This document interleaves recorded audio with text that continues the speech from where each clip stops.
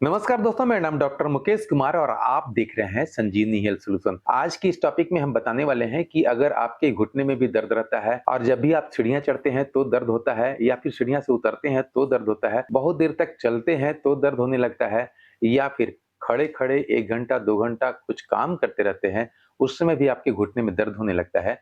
तो यह वीडियो में सभी एक्सरसाइज बताया जाएगा। सभी एक्सरसाइज को देख लें और उसको आप अपने घर में कम से कम 4 से 5 दिन करके देखें, आप देखेंगे कि आपकी जो प्रॉब्लम था उसमें काफ़ी राहत मिलेगी।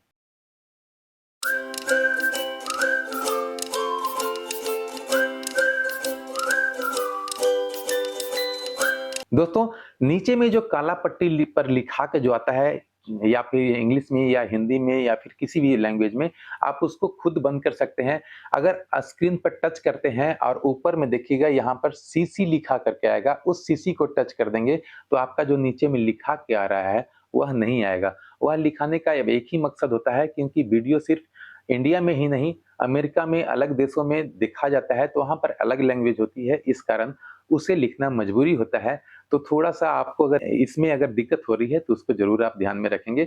आप अगर नहीं देखना चाहते हैं उस चीज़ को तो आप खुद बंद कर सकते हैं। थोड़ा-सा घुटने के दर्द के बारे में बताने के लिए मुझे मॉडल का सहारा लेना पड़ेगा। जिस तरह से हमारा घुटना होता है ना, वो इसी तरह से होता है। यह जो आप देख रहे हैं हड्डी, यह फीमर कहलाता है, यह टिबिया कहलाता है और ये जो पतला वाला बोन है, वो फ्यूला कहलाता है। चूँकि ये राइट पैर का है, यानी कि दाहिना पैर का है, तो यह पतला वाला बोन दाहिने तरफ रहेगा। अगर लेफ्ट का पैर का रहता तो पतला वाला बोन लेफ्ट साइड में रहता। दाहिना पैर का दाहिना तरफ वह लैटरल भाग कहलाता है और दाहिना पैर का बायां तरफ मेडियल पार्ट कहलाता है। नी ऑस्टियोआर्थराइटिस में जो सबसे बड़ा प्रॉब्लम होता है वह होता है हमारा मेडियल साइड में गैप की कमी हो जाना, और गैप की कमी इसलिए होता है क्योंकि हमारा बॉडी वेट ज़्यादा बढ़ा रहता है या फिर हम बहुत ज़्यादा दौड़ने वाले काम कर चुके होते हैं, बहुत ज़्यादा अब वेट लेकर के चलने वाले काम कर चुके होते हैं, उसमें या फिर और भी बहुत सारे कारण होता है। चूँकि आप जब 40 और 45 प्लस होते हैं, महिलाओं में 45 या मैक्सिमम 40 से भी डिटोरिएट करने लगता है बहुत सारी चीज़, जैसे कि विटामिन डी हो गया या फिर आपका कैल्शियम हो गया, मैग्नीशियम हो गया। आपके हड्डियों में जो चिपका रहता है, जो आपके बोन को स्ट्रॉन्ग बनाता है, वो वहाँ से लेकर के हार्ट को ज़रूरत है, लीवर को ज़रूरत है, स्प्लीन को ज़रूरत है या फिर पैंक्रियाज़ को ज़रूरत है, जहाँ पर भी उस चीज़ की ज़रूरत होती है, वहाँ पर वो सप्लाई किया जाता है। इसके वजह से हमारे हड्डियों में कमज़ोरी आने लगती है और ख़ास करके जब हमारी विटामिन डी की कमी होती है, तो हमारे बोन में ऑस्टियोपोरोसिस होने लगती है। ऑस्टियोपोरोसिस के मतलब मैं थोड़ा-सा समझाऊँ, जो हमारे हड्डियाँ होती हैं, हड्डियों में कमज़ोरी आ जाता है और उसका जो लचीलापन जो ओरिजिनल होना चाहिए, वह लचीलापन एक हार्डनेस में बदलने लगता है, ठीक है? तो उसके वजह से हमारे घुटने में प्रॉब्लम होता है। तो मेडियल साइड में गैप की कमी होना है, यानी कि यहाँ पर जो मेनिस्कस होता है, यह बहुत दब चुका होता है, इस कारण वहाँ पर से दर्द होने लगता है। बहुत सारे पैर बहुत सारे लोगों को आप देखेंगे कि उनके घुटने तक तो ठीक है, लेकिन घुटने के नीचे पैर जो है, वह बिल्कुल अंदर की तरफ दब गया है। ये बिल्कुल सट नहीं रहा है और ये घुटना सट नहीं रहा है, पैर सट रहा है, ठीक है? तो उसे हम बो लेग भी कहते हैं और बहुत सारे ऐसे लोग होते हैं जिनका घुटना सट जाएगा, लेकिन पैर दोनों बिल्कुल अलग रहेगा, उसे हम नॉक नी कहते हैं। तो इस वीडियो में हम यही बताएँगे कि आपके घुटने के दर्द को कैसे हम ठीक करें, कौन-कौन सा एक्सरसाइज करके और कैसे हम अपने गैप जो कमी हो गई है, गैप को कैसे हम बढ़ा सकते हैं। तो अर्लियर स्टेज में जो हमें एक्सरसाइज करना होता है, वह यही करना होता है कि हम जब भी बेड से उतरने वाले हों, जब देखेंगे कि आप जब रात में सोए हैं और सो करके जब बेड पर से उतरने लगे हैं सुबह पहर, उस समय आपके घुटने में काफ़ी दर्द होती है। थोड़ा-सा आप वेट कर लें, 1 मिनट रुक जाएँ और अपने घुटने को थोड़ा-सा मूवमेंट करा लें। लेटे-लेटे ही उस समय ही थोड़ा-सा मूवमेंट करा लें, उसके बाद आराम से आप चल सकेंगे। दोस्तों, जब आप सोकर उठ रहे हैं सुबह-सुबह, तो आप अपने पैरों को थोड़ा-सा मूवमेंट करा लें। पहला मूवमेंट क्या करना है, हम अपने पैर को बिल्कुल सीधे आगे जितना भी हम खींच सकें, उतना हम आगे की तरफ खींचेंगे और फिर पीछे हम जितना खींच सकें, पीछे की तरफ खींचेंगे।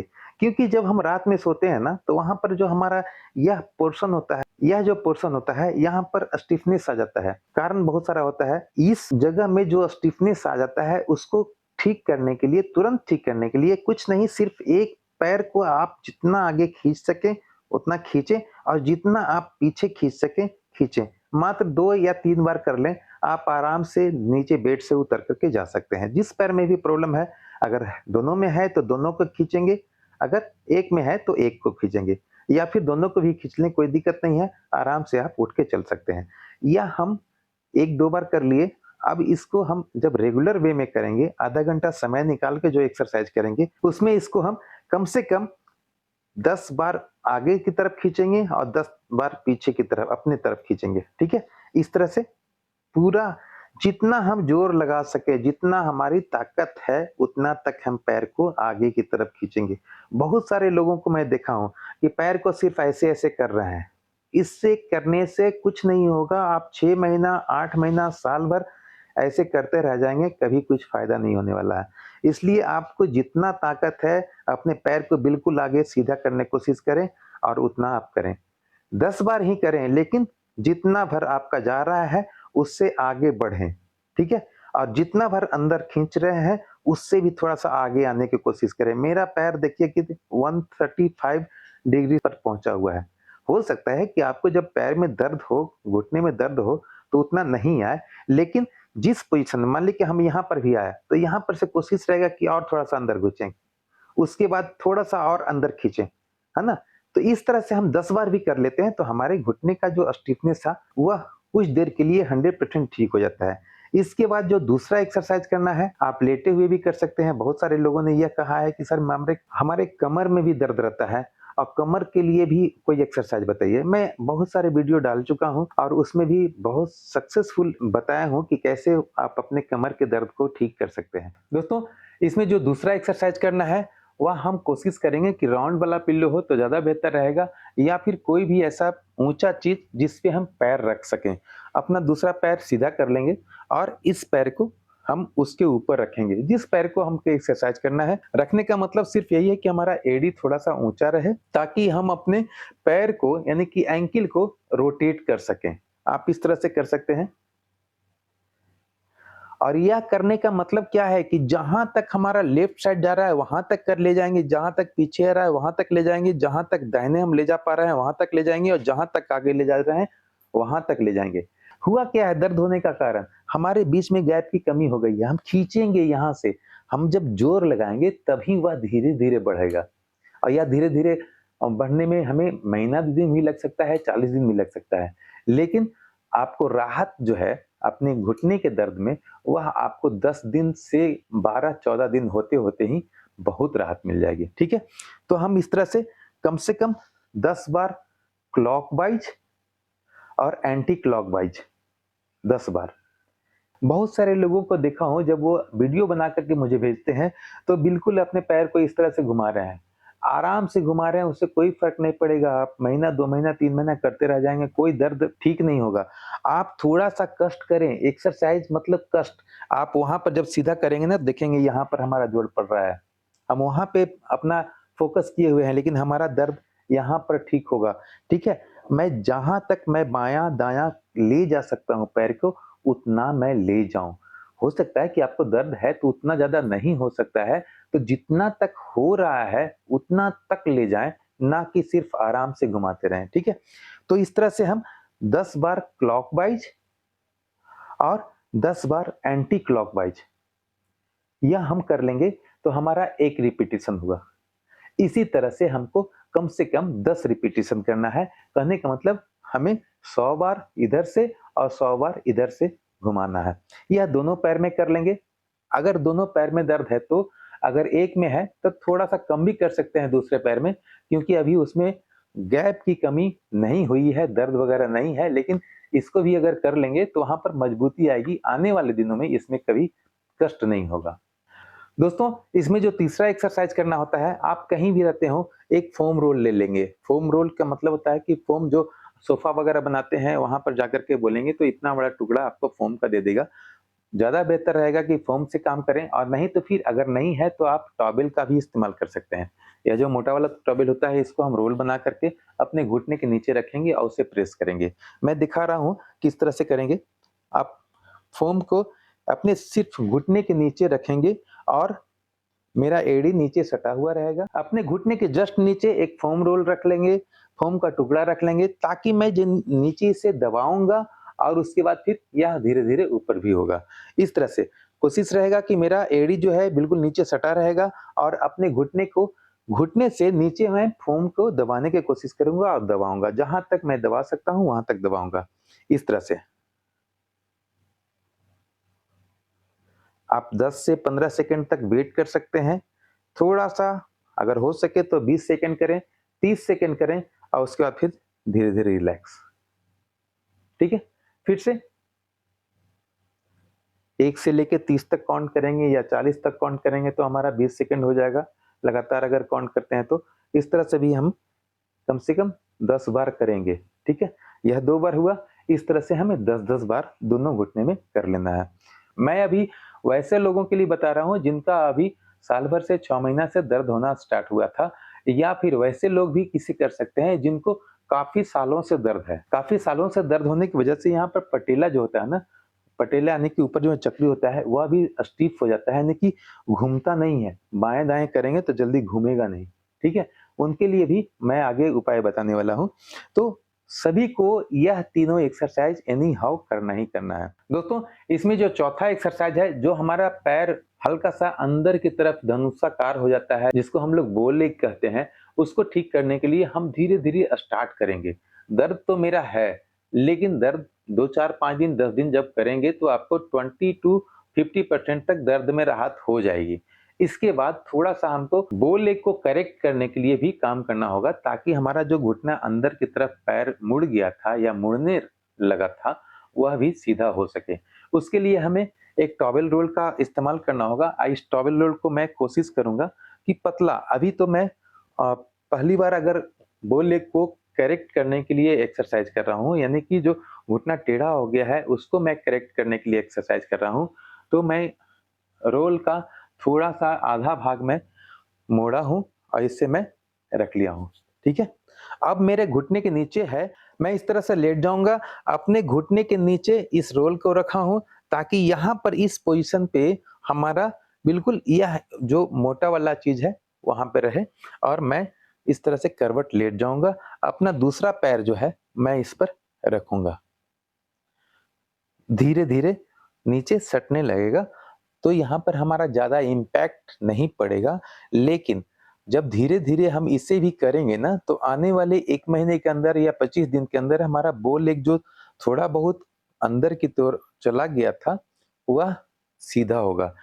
इस तरह से हमें जितना देर रह सकते हैं, यहाँ पर दर्द होने लगेगा थोड़ा-सा सहना है जहाँ तक सह सकते हैं आप और उसके बाद फिर अपने पैर को नीचे। फिर से पैर को किए, फिर से नीचे। आप देखेंगे कि अब इतने मोटा जो टॉवेल है, इससे कोई फ़र्क नहीं पड़ रहा है, हमारा दर्द स्टेबल है, बहुत ज़्यादा अब दर्द नहीं कर रहा है। तो हम इस टॉवेल लोड को थोड़ा-सा मोड़ लेंगे और ताकि यहाँ पर ऊँचाई थोड़ा-सा बढ़ जाए, ठीक है? अब ऊँचाई यहाँ पर बढ़ गया, अब क्या हो गया कि मेरा पैर इस तरह से टंग गया, इस टॉवेल पे ऊपर टंग गया। अब मैं इस पैर को जब रखूँगा, तो यहाँ पर दर्द मेरा काफ़ी बढ़ने लगेगा। यहाँ पर काफ़ी बढ़ने लगेगा, लेकिन इसका कमांड हमारे ऊपर है, इसलिए हम इस पैर को बिल्कुल हटा भी सकते हैं और फिर रख भी सकते हैं। इसे हटा भी सकते हैं और रख भी सकते हैं। हमारा वज़न जो है पैर का इस पैर पे डालेंगे, धीरे-धीरे डालेंगे, देखेंगे जहाँ तक मैं सह सकता हूँ, वहाँ तक वेट करेंगे और 10 सेकंड, 20 सेकंड या 30 सेकंड वेट करेंगे, उसके बाद फिर नॉर्मल। धीरे-धीरे जब यह भी आप 20 से 25 दिन कर लेंगे, तो आपका बो लेग भी करेक्ट होने लगेगा, सीधा होने लगेगा। लेकिन ध्यान रहे उनका विटामिन डी की कमी नहीं होनी चाहिए। उसके लिए उनको विटामिन डी का कोर्स कर लेना है, 1 से 2 महीना कर लेना है, उसके बाद एक्सरसाइज करना है। यह हो गया चौथा एक्सरसाइज। अब 5वाँ एक्सरसाइज करने के लिए हमें दोस्तों इसमें जो 5वाँ एक्सरसाइज करना है, वह बहुत ही सिंपल है, लेकिन थोड़ा-सा हार्ड लग सकता है आपको। इसके लिए करना क्या है, जो हम लेटे हुए हैं, तो अपने पैर को बिल्कुल मुश्किल से 3 इंच से 4 इंच ही ऊपर उठा कर के रखेंगे। कम से कम 50 तक काउंट करेंगे, उसके बाद फिर नीचे आराम करेंगे। इस तरह से मैं पैर को उठा रहा हूँ, 3 इंच के आस-पास उठाया हूँ। दूसरा पैर मेरा नीचे है, लेकिन इस पैर को मैं उठाया हूँ, 50 तक काउंट करूँगा 1, 2, 3, 4 करके और 50 जब हो जाएगा तो हम इसको नीचे रखेंगे, ठीक है? और इस तरह से भी हमको 20 बार करना है, ठीक है? पहले 4 इंची बहुत ज़्यादा नहीं, इतना ज़्यादा या इतना ज़्यादा नहीं उठाना है, हम इतना ही उठाएँगे मुश्किल से 4 इंच से 5 इंच के आसपास मेरा उठा रहेगा और मैं 50 तक काउंट करूँगा। आप देखेंगे कि आपका ये जो मसल्स है, बीएमओ मसल्स और हैमस्ट्रिंग मसल्स, इसमें काफ़ी तनाव आ रहा है और इसमें मजबूती भी आएगा। यह भी हमें कम से कम 30 रिपिटेशन, 20 रिपिटेशन ज़रूर करना है हर दिन। और हो सके तो ये सारी एक्सरसाइज को आप सुबह-शाम करते हैं तो जस्ट डबल आपको बेनिफिट मिलने वाला है। एक्सरसाइज करना है डेली और तभी देखेंगे कि आपको मिरेकल यानी कि चमत्कारिक रिजल्ट मिल सकता है। और इसके अलावा भी बहुत सारे महिलाएँ हैं जिनको कहना है कि सर हमारे घुटने में दर्द रहता है, साथ में स्वेलिंग रहता है। तो बहुत सारे वीडियो में मैं बता चुका हूँ कि अगर घुटने में स्वेलिंग रहता है, स्वेलिंग बहुत सारे जगह पे हो सकता है। यहाँ पे दर्द हो सकता है और स्वेलिंग हो सकता है, यहाँ पे स्वेलिंग हो सकता है। इस जगह पे बहुत सारी महिलाओं को मैं देखा हूँ कि इस जगह पे ज़्यादा स्वेलिंग रहता है। कोई-कोई बताते हैं कि लैटरल साइड में मेरा स्वेलिंग रहता है। लेकिन सबसे बड़ा बात है कि अगर आपके पीछे साइड में यानी कि जो हमारा जस्ट घुटने पटेला है, पटलर के नीचे में अगर स्वेलिंग रहता है और वहाँ पर अगर आप छू करके देखेंगे तो लगेगा जैसे वहाँ पर गिल्टी जैसा है, ग्लैंड जैसा है, तो हो सकता है कि वह बेकर सिस्ट हो। तो बेकर सिस्ट के लिए हमें कुछ-कुछ डायग्नोसिस कराना होता है, वहाँ पे अल्ट्रासाउंड करने की आवश्यकता पड़ जाती है या फिर क्यों होता है ऐसा कि हमारे अंदर जो मांसपेशियाँ हैं वहाँ पर झिल्ली होती है और झिल्ली के फटने की वजह से वहाँ पर थोड़ा-सा इन्फेक्शन हो जाता है। कभी-कभी तो डॉक्टर लोग को वहाँ से लिक्विड निकाल कर के जाँच करने की आवश्यकता हो जाती है। लेकिन अगर किसी भी व्यक्ति को स्वेलिंग है, तो पहले 3 या 4 उपाय जो मैं बता चुका हूँ, पिछले वीडियो में, उसको आप देख लेंगे। मैं नीचे डिस्क्रिप्शन में मैं दे दूँगा। वर्बली थोड़ा-सा मैं बता देता हूँ। 2 लीटर 3 लीटर गर्म पानी करें और उसमें 2 चम्मच नमक डाल दें और कपड़े से पानी से इसे आप सेक सकते हैं, उससे भी आपका स्वेलिंग कम होगा। उससे अगर नहीं कम हो रहा है, तो एलोवेरा देखते हैं, एलोवेरा का जो पौधा होता है, उसमें से जो जेली निकलता है, उस जेली को बिल्कुल अपने हाथ पे लगा कर के पूरे नी पर लगाएँगे, जहाँ पर आपका ज़्यादा स्वेलिंग रहता है, वहाँ पर लगाएँगे, उससे भी कम हो जाएगा। इसके अलावा अगर उससे भी नहीं होता है, तो आप तेल लगा लें, जैतून का तेल हो या कैस्टर ऑयल जिसको हम लोग अरंडी का तेल कहते हैं, उसको लगा लें। उसके बाद सेकाई करें किसी भी ऐसा चीज़ से जैसे कि हीटिंग पैड हो गया या फिर जेली पैड आता है, जेली पैड हो गया, उससे भी अगर सेकाई करते हैं, तो वहाँ पर स्वेलिंग कम हो जाएगा। लेकिन इन सारी चीज़ों के करने के बाद तो यहाँ पर का जो प्रॉब्लम है या जो दर्द है और जो स्वेलिंग है वह तो कम हो जाएगा। लेकिन हो सकता है जो अंदर साइड में, पीछे के साइड में दिखाऊँ, अगर यहाँ पर आपको स्वेलिंग रहता है और यहाँ पर जब आप छूते हैं तो लगता है जैसे ग्लैंड रहता है, तो वह बेकर सिस्ट हो सकता है और उसके लिए थोड़ा-सा डायग्नोसिस की आवश्यकता हो जाती है। वहाँ पर से पानी निकाल कर के एफएनएसी टेस्ट कराना होता है। उसमें पता चल पाता है कि हाँ, वह किसी तरह का मेजर इन्फेक्शन तो नहीं है। अगर मेजर इन्फेक्शन है तो उसका एक सीविना टेस्ट भी होता है या फिर आपका ट्यूबरकुलोसिस का भी टेस्ट होता है। अगर वो नॉर्मल आता है तो आपको कुछ करने की ज़रूरत नहीं है, सेकेंगे तो वो ठीक हो जाएगा। लेकिन सेकने के बाद भी अगर वो नहीं ठीक होता है तो जाँच में पता चल पाएगा कि वह हो सकता है कि बोन ट्यूबरकुलोसिस की वजह से हो या ग्लैंड ट्यूबरकुलोसिस की वजह से हो, तो उस तरह से भी हम उसे डायग्नोस कर सकते हैं और उसे ठीक कर सकते हैं। दोस्तों, उम्मीद है वीडियो अच्छा लगा होगा। वीडियो अच्छा लगा तो वीडियो को लाइक करें, सब्सक्राइब करें, अगर चैनल पर नए हैं तो बेल आइकन को दबाकर ऑल नोटिफिकेशन ऑन कर लें ताकि भविष्य में आने वाला हर वीडियो आप तक सबसे पहले पहुंच सके।